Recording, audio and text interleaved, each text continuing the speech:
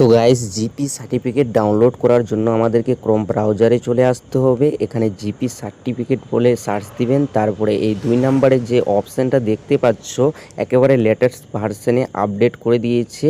তো এই জিপি সার্টিফিকেটের ওপরে ক্লিক করবেন, তারপরে একটু নিচের দিকে আসবেন আর এখানে দেখতে পাচ্ছ রেডি টু অ্যাপ্লাই বলে যে অপশানটা রয়েছে, এখানে টিকমার্ক লাগিয়ে প্রসিড টু মোবাইল ভেরিফিকেশানের ওপরে ক্লিক করতে হবে। তারপরে গাইস এখানে মোবাইল নাম্বারটা বসিয়ে দিতে হবে অ্যাপ্লিকেশান করার সময় যে মোবাইল নাম্বারটা দিয়েছিলেন। তারপরে গাইস সেন্ড ওটিপির ওপরে ক্লিক করতে হবে। তারপরে গাইস আপনার মোবাইল ফোনে ওটিপি আসবে, ওটিপিটা বসিয়ে ভেরিফাই অ্যান্ড কন্টিনিউয়ের উপরে ক্লিক করে দিতে হবে। তারপরে গাইস দেখতেই পাচ্ছ এইভাবে পেজটা ওপেন হবে।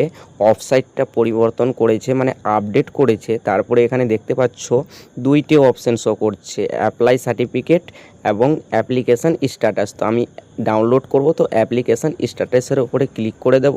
তারপরে একটু নিচের দিকে আসবো, তো দেখতেই পাচ্ছ রেডি টু ডাউনলোড।